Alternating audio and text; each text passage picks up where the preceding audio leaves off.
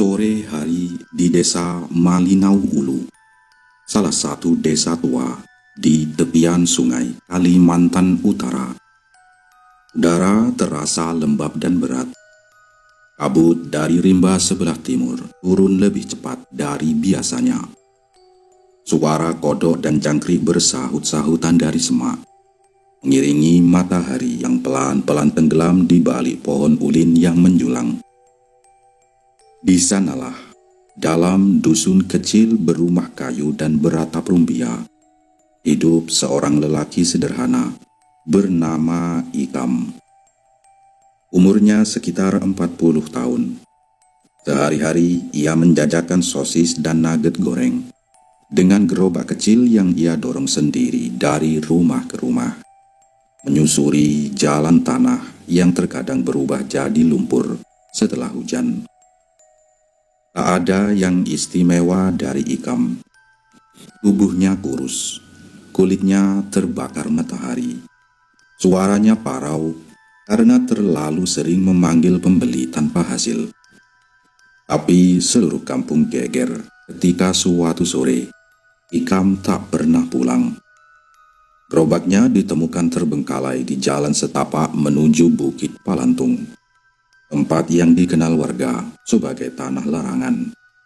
Area hutan rimbun, sunyi yang konon menyimpan banyak pantangan. Waktu berlalu setahun, 2 tahun. Warga mulai lupa. Keluarga mulai pasrah. Tapi tepat di malam bulan mati ke-36, Ikam kembali. Tubuhnya masih mengenakan pakaian yang sama. Wajahnya pucat dan matanya kosong. Dan sejak malam itu, jam dinding rumahnya berhenti berdetak, dan tak ada yang bisa membuatnya menyala lagi. Sebelum semuanya berubah, Ikam dulunya bukan siapa-siapa. Ia hanya lelaki biasa yang mencoba bertahan hidup di tengah kerasnya kenyataan. Ia tinggal di sebuah rumah panggung kayu di tepi sungai kecil bersama kedua orang tuanya, Pak Hanafiah, yang sudah stroke dan hanya bisa duduk termangu di sudut kamar, dan Bu Dahniar, seorang ibu renta yang masih rajin memasak meski pendengarannya mulai kabur. Hidup mereka seadanya. Minyak goreng hemat-hematan.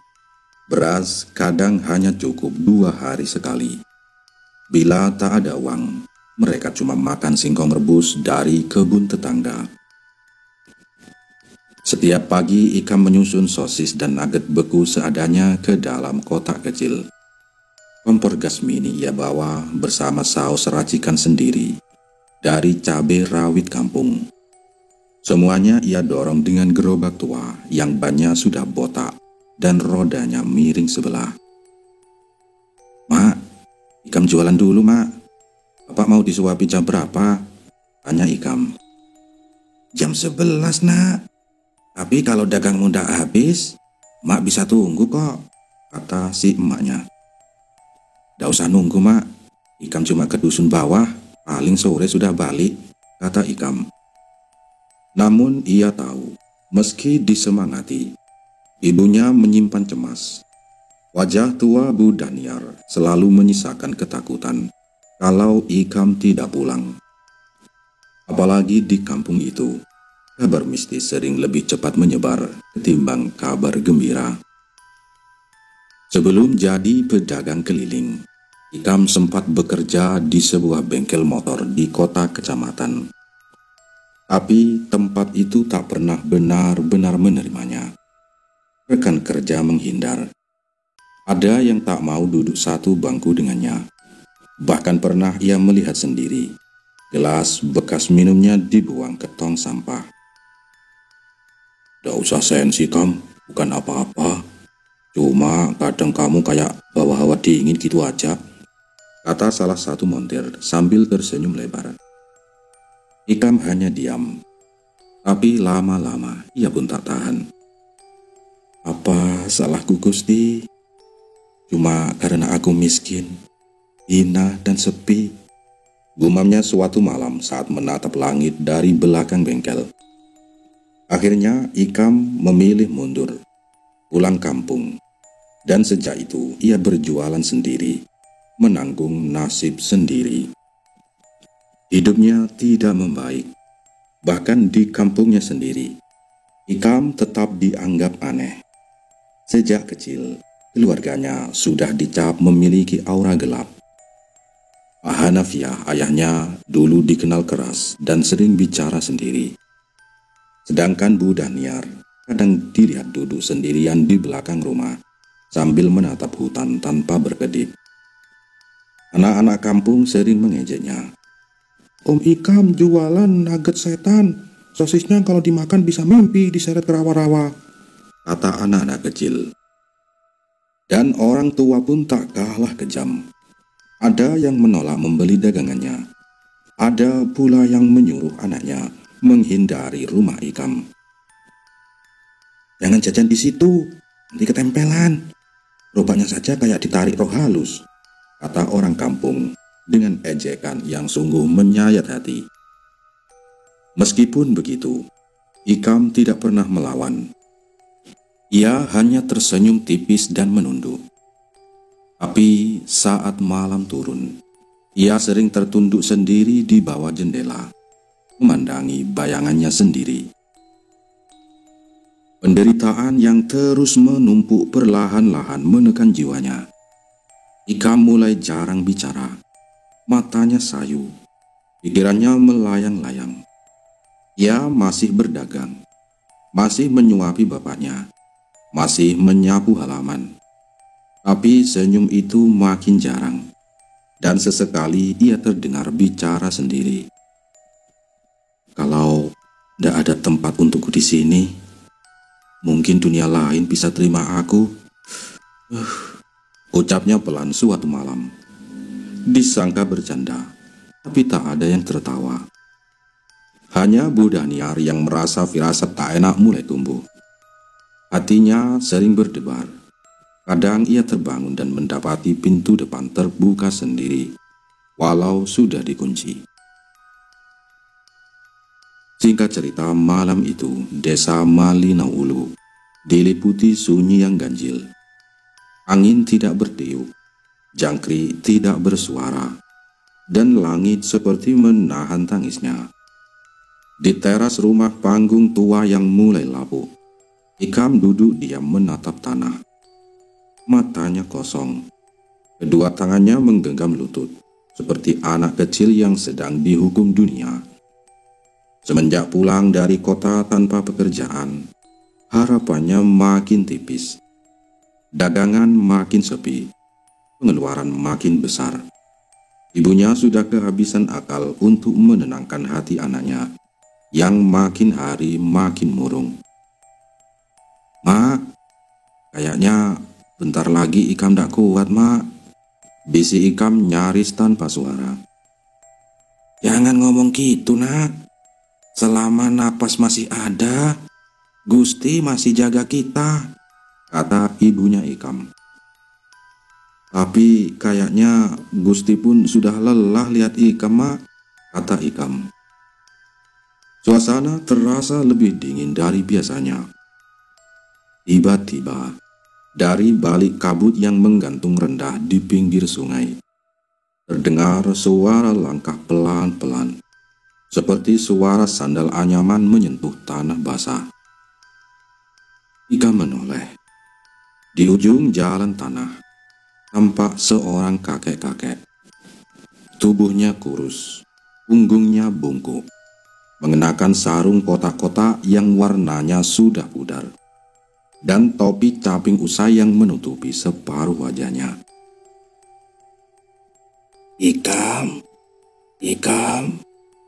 Suara kakek itu parau, namun jelas.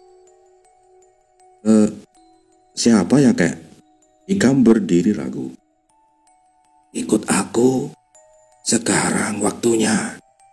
Jangan tanya dulu, ikut saja, ayo," kata kakek itu. Seperti kena pukau, tubuh Ikam bergerak sendiri. Tak ada rasa takut, Tak ada tanya, hanya langkah yang mengikuti sang kakek melewati jalan setapak yang biasa ia lewati waktu kecil. Jalan ke arah Bukit Palantung, tanah larangan yang tak pernah ia sentuh sejak remaja. Mereka berjalan cukup jauh, hingga sampai di sebuah pohon beringin tua yang akarnya menjulur seperti tangan raksasa. Di sana, sang kakek berhenti dan menunjuk ke arah semak yang gelap. "Lihat, itu dia. Kau harus ikut dia. Jangan ragu.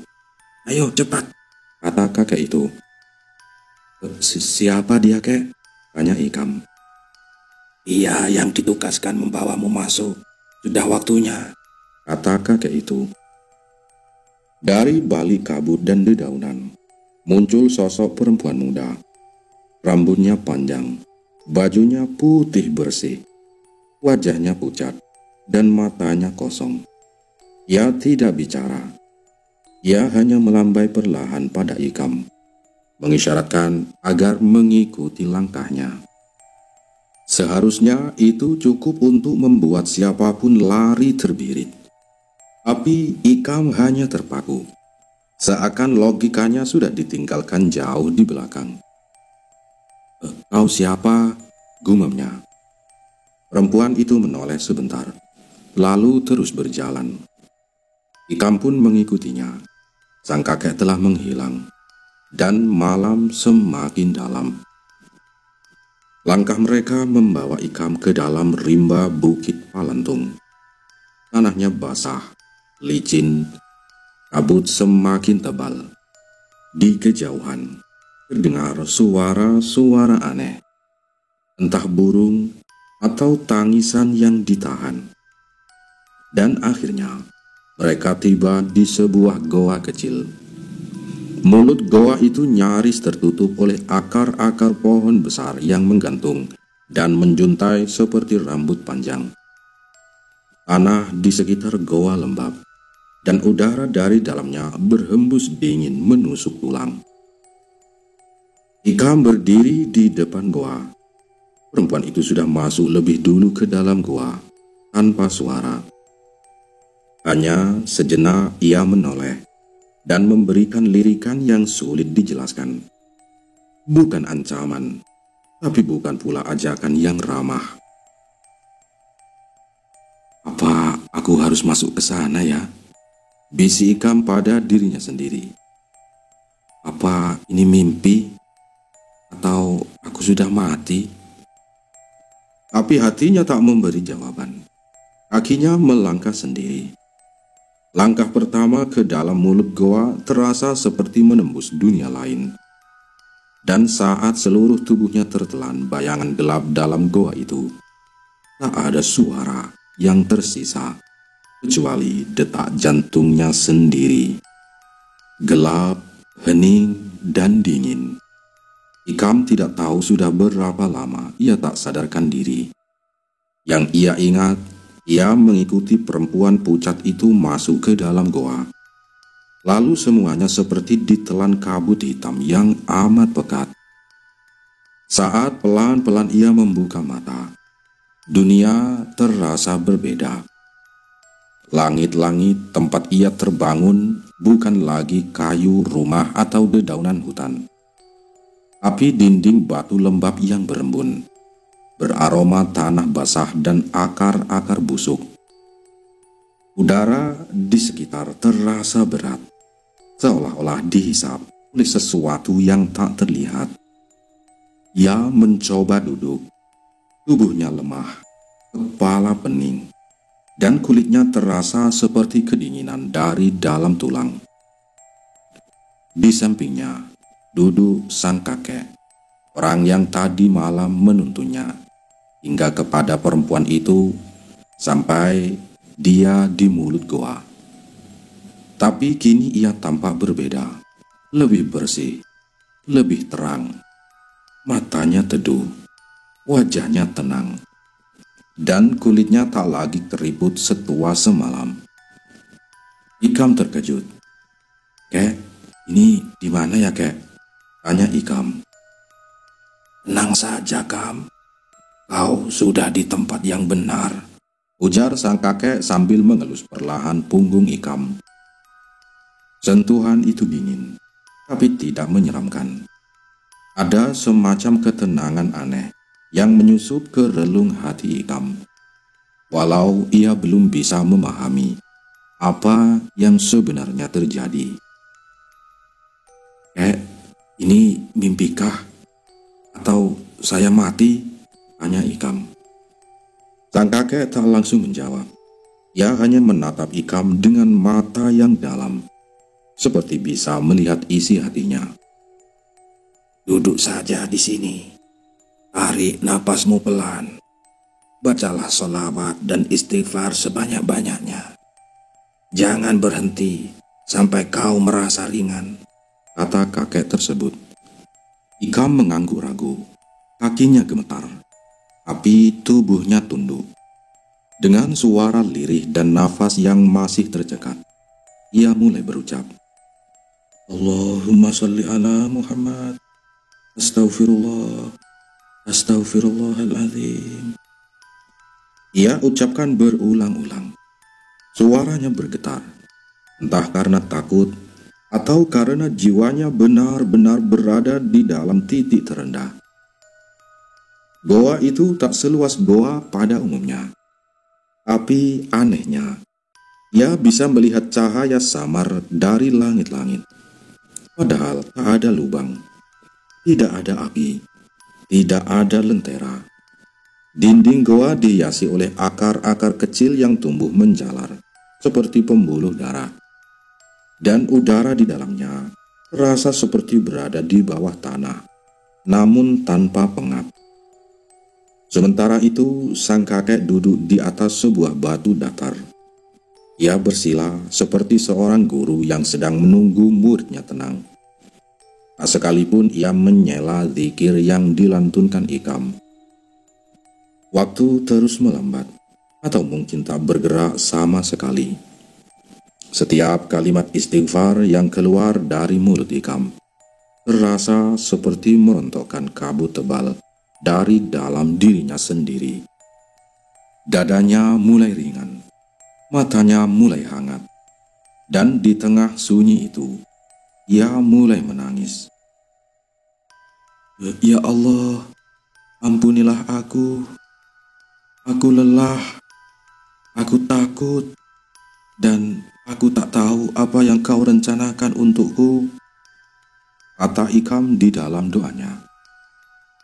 Tangisan itu tidak diredam. Ia biarkan air mata jatuh di lantai tanah lembab, bercampur dengan doa-doa yang selama ini hanya terucap di dalam hati. Sang kakek lalu menepuk pundaknya pelan. Kalau kau ingin kuat, maka bersihkan dulu hatimu. Kau dipanggil ke sini bukan karena kesalahanmu, tapi karena jiwamu sedang terluka dalam. Kau perlu sembuh sebelum kembali, kata kakek itu. Ikam mengangkat kepala. Kembali kemana, kek? Tanya Ikam. Kakek itu hanya tersenyum, tidak menjawab. Tapi senyumnya cukup untuk menenangkan badai dalam hati Ikam malam itu. Setelah linangan air mata dan lantunan istighfar yang tak berhenti, goa itu mendadak senyap, sunyi yang membungkam. Tak ada suara burung, tak ada hembusan angin. Bahkan desah napas sang kakek pun nyaris tak terdengar. Di hadapan Ikam, kakek itu bangkit perlahan. Gerakannya lembut, seolah tulangnya tak lagi rapuh seperti tampilan luarnya. Ia berdiri tepat di atas lingkaran tanah kering yang tampak berbeda dari lantai goa lainnya. Ada jejak yang membentuk pola, seperti mantra kuno. Ikam, sekarang ikuti gerakan ini. Jangan takut, jangan bertanya.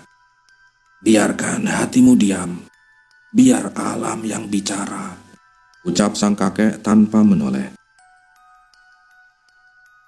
Ikam meski dalam kebingungan yang makin menyesakkan dada, tidak melawan. Ia mengikuti, seperti tubuhnya sudah tak digerakkan oleh logika, tapi oleh tangan tak terlihat yang lebih tua dari usia bumi. Kakek itu duduk bersila, kakinya menyilang sempurna, dan kedua tangannya diletakkan di atas paha, tapi bukan posisi biasa. Jari manis menyentuh ibu jari, membentuk simbol yang asing bagi Ikam. Lakukan persis seperti ini, Kata kakek. Begini ya, Kek, kata Ikam. ya. Biarkan tanganmu menyatu, tutup matamu, kosongkan pikiran. Jangan ingat siapapun, ingat kepada Allah. Jangan takut pada apapun, Kata kakek itu dengan suara yang berwibawa. Ikam menarik napas dalam-dalam. Dada kirinya terasa berat, tapi ia mengikuti. Sekejap setelah posisi itu ia lakukan, dunia mulai menghitam lagi, seakan matanya tertutup. Padahal tidak. Ia merasa tenggelam ke dalam kegelapan yang dalam, lebih pekat dari sebelumnya. Dan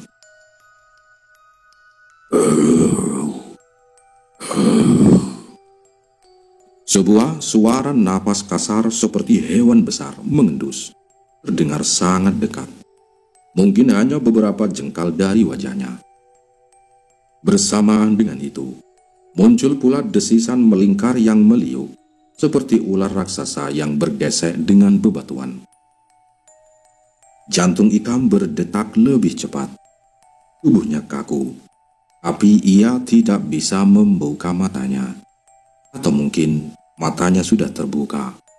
Hanya saja dunia di sekitarnya sudah berubah menjadi lorong gaib. Apa ini? Apa yang sedang kulakukan? Pikir Ikam panik dalam hati. Gusti, aku di mana? Suara apa itu? Batin si Ikam. Suara itu terus mengelilingi, kadang dekat, kadang menjauh, lalu kembali menyergap dari samping. Tapi tak ada apapun yang bisa ia lihat. Hanya suara, hanya tekanan, hanya bisikan ketakutan yang menari-nari di pelipis. Dalam keterpakuannya, Ikam mencoba sedikit mengangkat kelopak mata. Ia penasaran, ingin melihat apa yang sebenarnya sedang mengitarinya. Tapi seberapa keras pun ia berusaha, tak ada apapun yang tampak. Hanya kabut tebal hitam yang tak bisa ditembus oleh cahaya atau nalar. Ia seperti berada di dalam perut bumi, tapi tidak merasakan tanah. Seperti tergantung, tapi tidak jatuh. Kenapa tidak kelihatan ya? Tapi kenapa terasa seolah ada yang mengamatiku? Batin si Ikam. Detik berikutnya terdengar kembali hembusan nafas berat. Kali ini persis di belakang tengkunya. Bulu kuduk Ikam berdiri, tapi tubuhnya tak bisa bergerak, seolah waktu menghentikan semua sistem pertahanan diri. Tepat saat napas berat itu nyaris menyentuh telinganya, suara sang kakek kembali terdengar. Kali ini jauh, seperti dari dasar sumur.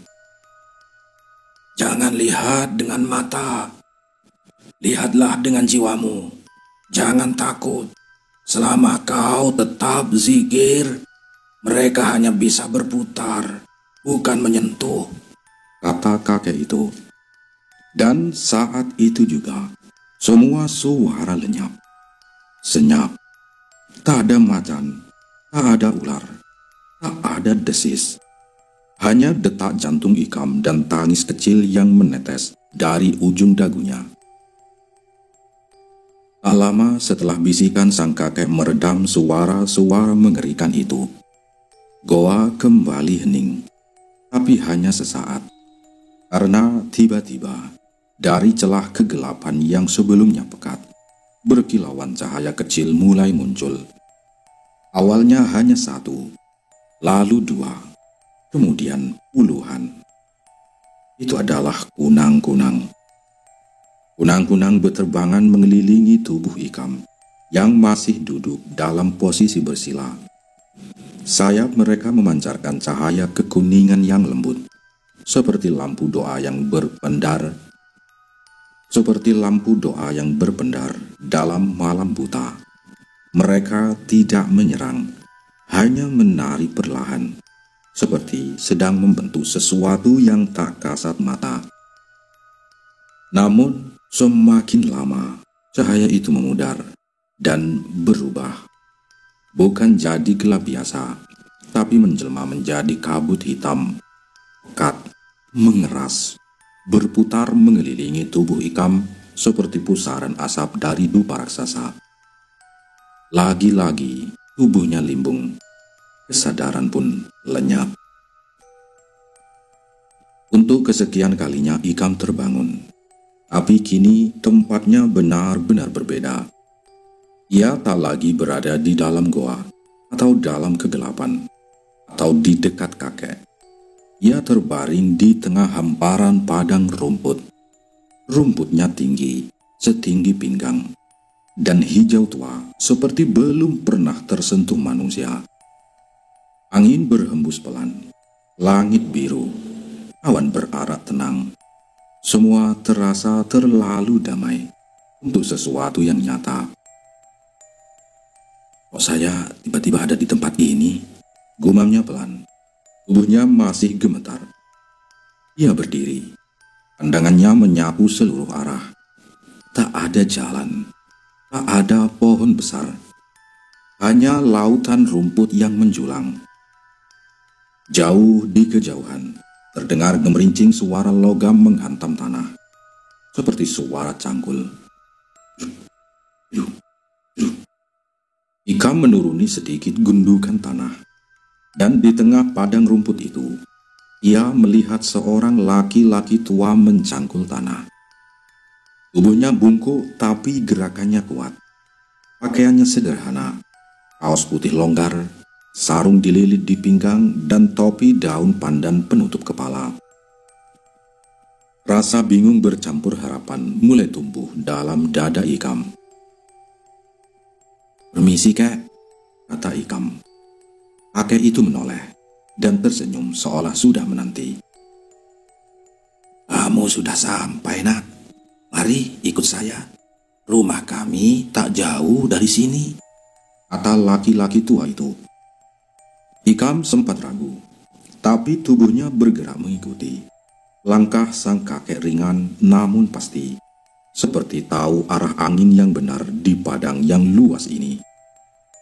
Tak lama mereka tiba di sebuah desa kecil yang sangat sederhana. Rumah-rumah panggung dari kayu ulin berjejer rapi. Tidak banyak, mungkin hanya 7 atau 8 bangunan. Halamannya bersih, tak ada motor, tak ada listrik, tapi terasa hidup. Asap mengepul dari dapur. Anak-anak berlari kecil sambil membawa anyaman bambu. Dan ketika mereka sampai di rumah sang kakek, bau harum nasi baru ditanak menyambut dari dapur. Di sana seorang wanita tua menyambut mereka. Istri sang kakek, mengenakan kebaya lusuh dan kain batik, dengan tangan yang sibuk membola balik kayu bakar di tungku tanah liat. "Masuk, Nak. Kau pasti lapar. Duduk dulu, kami siapkan makan," kata kakek itu. Ikam mengangguk.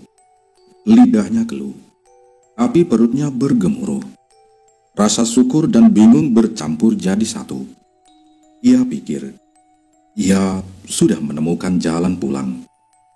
Atau mungkin ini adalah bentuk anugerah dari Gusti setelah sekian lama didera-derita.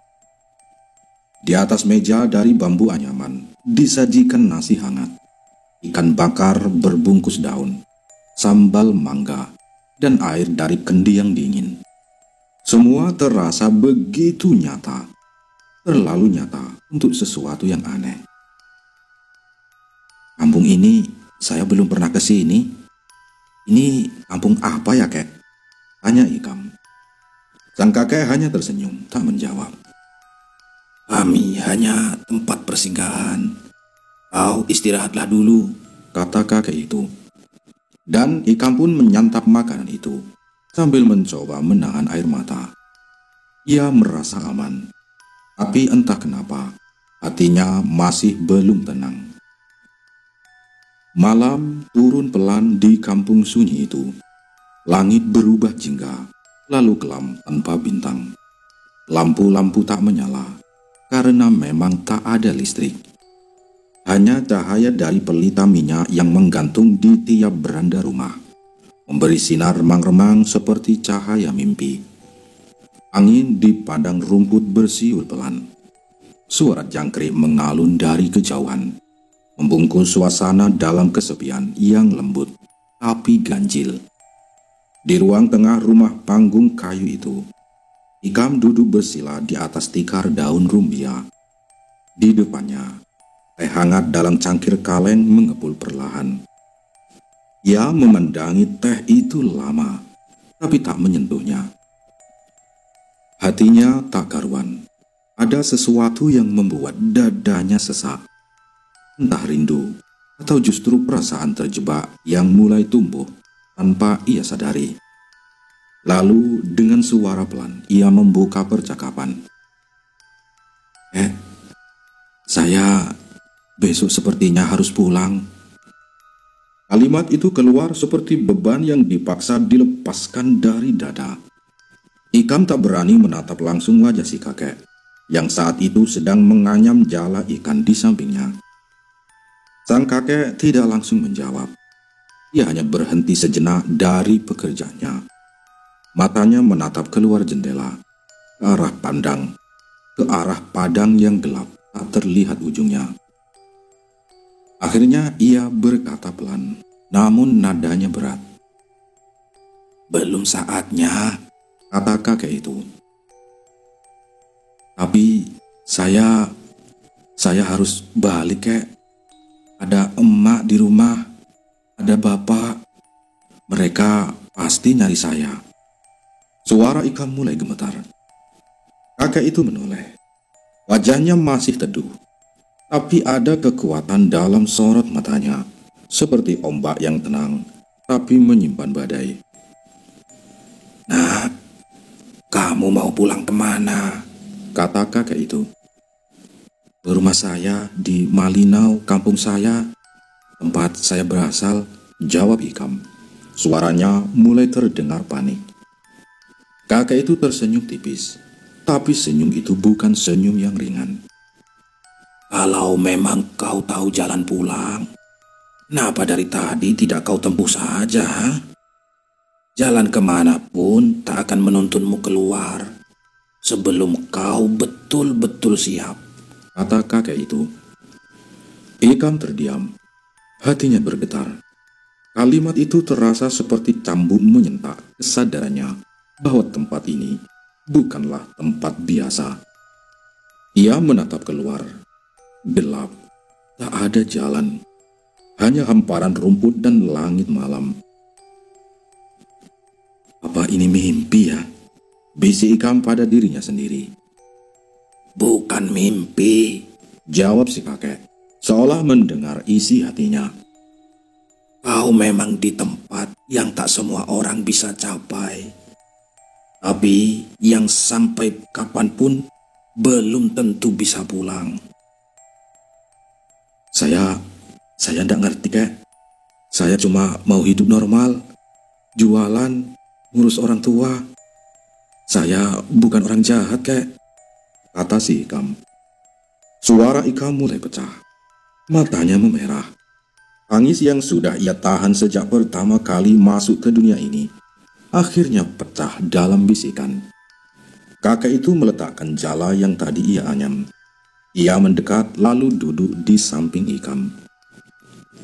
"Nah, bukan soal jahat atau baik, tapi luka dalammu itu terlalu dalam. dunia tak bisa menerimamu sebelum kau berdamai dengan dirimu sendiri, kata kakek itu.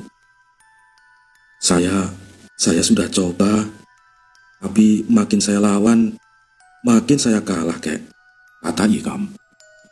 Makanya, tetaplah di sini dulu, di kampung ini. Tempat sementara untuk mereka yang hilang dari dirinya sendiri, kata kakek itu. Ikam memejamkan mata, hatinya retak. Tapi di tengah retakan itu, perlahan ia merasa mengerti. Mungkin tempat ini bukan perangkap, tapi ruang tunggu, ruang sunyi, tempat luka-luka jiwa dikeringkan sebelum bisa kembali menghadapi dunia yang kejam. Hari telah berganti hari. Di desa kecil itu, waktu berjalan tanpa jam. Tak ada bunyi mesin, tak ada kalender yang menempel di dinding. Hanya suara ayam hutan di pagi hari dan nyala pelita minyak di malam hari yang jadi penanda waktu. Ikam mulai terbiasa. Ia tak punya pilihan lain.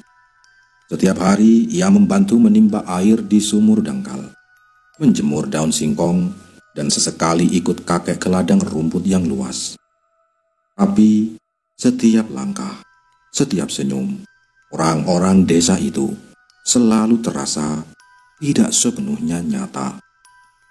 Dan jauh di dasar hatinya, ada bisikan yang terus berkata, "Ini bukan tempatmu, ini bukan duniamu." Di malam yang keempat, setelah makan malam dengan nasi bakar dan ikan saluang, kakek itu memanggil Ikam ke bagian belakang rumah. Tempat mereka biasa duduk diam menghadap gelapnya padang yang luas. Malam itu, langit tanpa bulan. Tapi di depan mereka, kunang-kunang berterbangan, seperti malam-malam sebelumnya. Namun kali ini berbeda. Sang kakek berdiri perlahan. Di telapak tangannya bercahaya seekor kunang-kunang. Tapi cahayanya tidak biasa. Ia berpendar dengan warna emas kehijauan, dan tubuhnya lebih besar dari kunang biasa. Ikam, ujar si kakek pelan.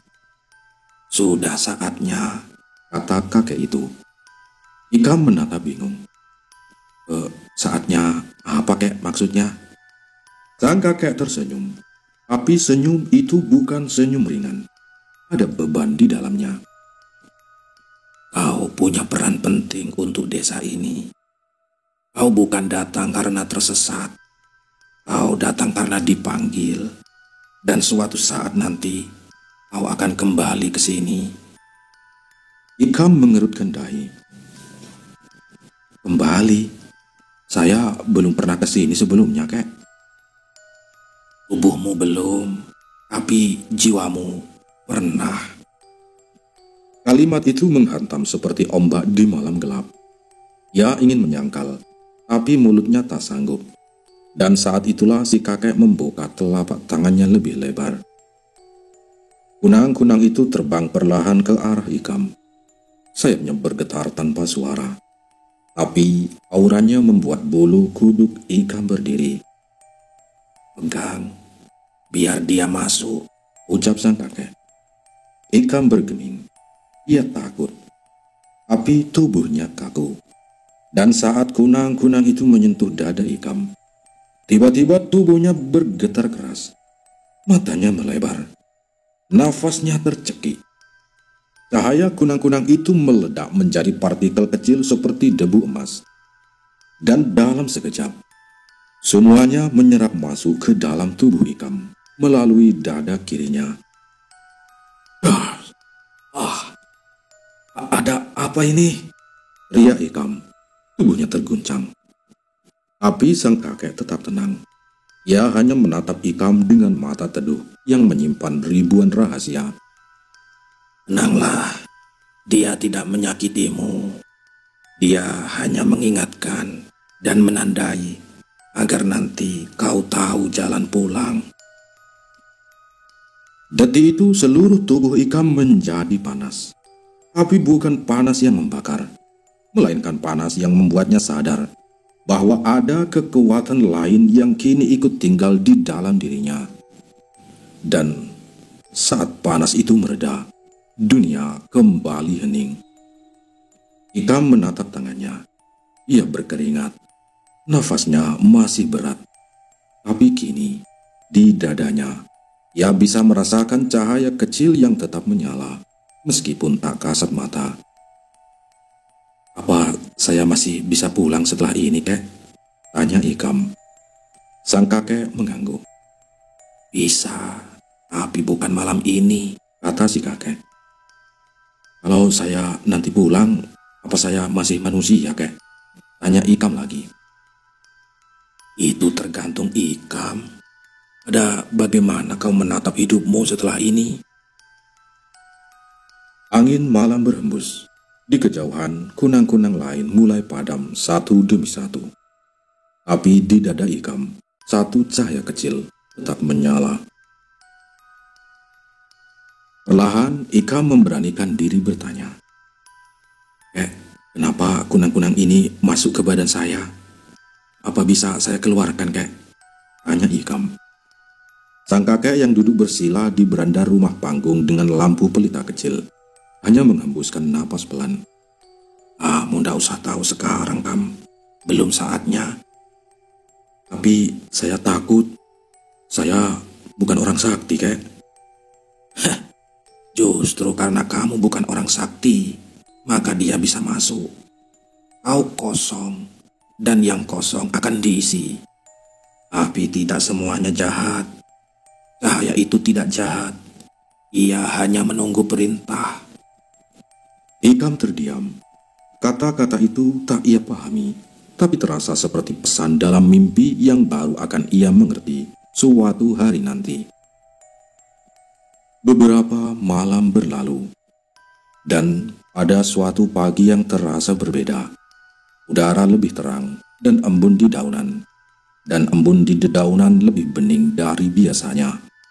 Sang kakek memanggil Ikam di bawah pohon bambu yang biasa mereka jadikan tempat berteduh.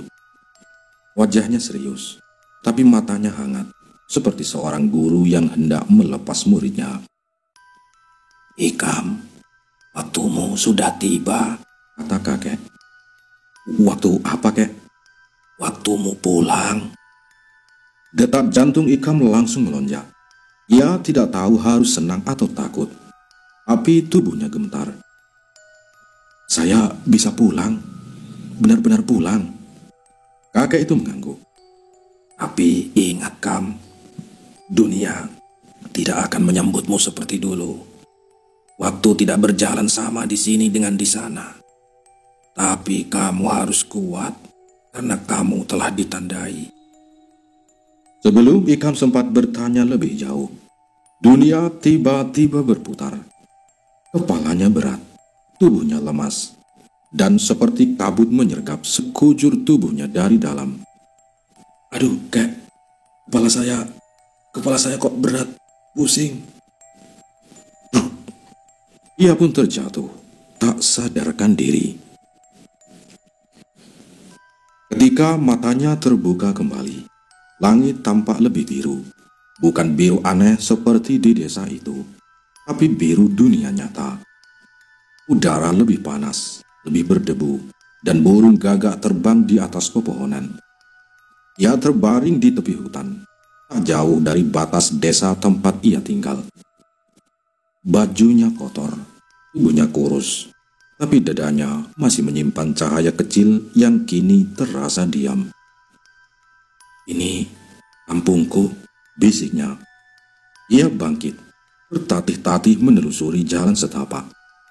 Kakinya gemetar, napasnya pendek, tapi wajahnya seperti orang yang lahir kembali. Ketika rumah kayu tua itu mulai terlihat, air matanya jatuh sendiri. Ia masih hidup. Ia kembali. Saat ia membuka pintu rumah, suara tangis kecil terdengar. "Assalamualaikum." "Waalaikumsalam. Ikam, ya Allah, Ikam." Ibunya langsung memeluknya erat. Tubuhnya gemetar. Wajahnya telah dipenuhi keriput dan mata sembab. Tapi pelukan itu seperti rumah yang menanti sejak lama. "Mak, aku pulang, Mak." Suara Ikam pecah di antara tangisnya. Namun kebahagiaan itu tak bertahan lama. Seketika wajah ibunya berubah sedih, bahkan nyaris tak berani bicara. "Nak, bapakmu sudah tidak ada. Sudah setahun meninggal." Dunia Ikam seperti runtuh. Ia terduduk, matanya membelalak. "Bapak, tapi aku cuma pergi sebentar kok, Mak, hanya beberapa hari." Ibunya menatap lama, lalu berkata pelan, "Ikam, kamu hilang 2 tahun, Nak. Bukan sebentar." kata emaknya. Singkat cerita, sejak hari ia kembali dari tempat yang tak bisa dijelaskan oleh akal manusia, hidup Ikam berubah drastis. Tidak ada lagi menjadi lelaki yang dikasihani karena tubuh kurus dan masa lalu kelam. Tidak lagi dikenal sebagai si pemurung dari ujung gang. Ini rumah kayu tua yang dulu reot telah berubah jadi rumah papan kokoh bertingkat 2. Halaman depannya luas, dipenuhi bunga-bunga kampung dan kursi rotan untuk menyambut tamu. Di belakang rumah, mobil pickup terparkir rapi. Di desa itu, nama Ikam tak hanya dikenal, tapi dihormati. Orang-orang sering bertanya, "Wah, Ikam kerja di mana sekarang? Usaha apa ya? Dagangkah? Jadi bos proyek?" Tapi Ikam hanya tersenyum tipis, tak banyak bicara. Karena kenyataannya, sumber rezekinya bukan berasal dari pekerjaan biasa. Ia menyembuhkan orang-orang yang sakit, bukan dengan alat, bukan dengan obat, tapi hanya dengan tangan dan doa. Ia hanya memijit bagian tubuh yang sakit selama beberapa menit, lalu sembuh. Sakit kepala hilang, lutut remuk, bisa jalan lagi. Bayi panas tinggi, sehat hanya dengan elusan. Stroke, asma, punggung bungkuk, semua bisa disembuhkan. Dan kabar itu menyebar seperti api di tengah ilalang kering. Orang-orang dari kampung tetangga berdatangan. Bahkan tak jarang dari kota jauh pun datang mencari Ikam. Mohon bantuan untuk penyakit yang sudah divonis tak bisa sembuh. Ikam tak pernah mematok harga. "Sebisanya saja, kalau ndak punya, ndak usah kasih ya." Begitu ucapnya pada setiap pasien. Tapi justru karena itu, orang-orang memberi lebih. Dengan ikhlas, uang itu datang sendiri, banyak, dan mengalir setiap hari. Bukan hanya dari jasa pengobatan, tapi juga dari hadiah, sawah yang dihibahkan, motor yang dikasih, bahkan emas dari keluarga pasien. Namun, meski hidupnya terlihat mewah dan dipuja, Ikam tahu ada sesuatu dalam dirinya yang tak pernah benar-benar kembali. Setiap kali ia memijit orang, tangannya berubah hangat, kadang terlalu hangat seperti bara. Dan setiap selesai memijit, ia selalu mencuci tangannya dengan air garam, karena tangannya seperti menyerap sesuatu yang tak terlihat. Kadang ia menangis sendiri di kamar. Tak tahu kenapa, tangannya bergetar, dada kirinya berdenyut. 4 kunang-kunang itu dulu masuk. Meski ratusan orang datang dan sembuh, tapi ada satu orang yang tidak bisa ia sembuhkan, yaitu dirinya sendiri.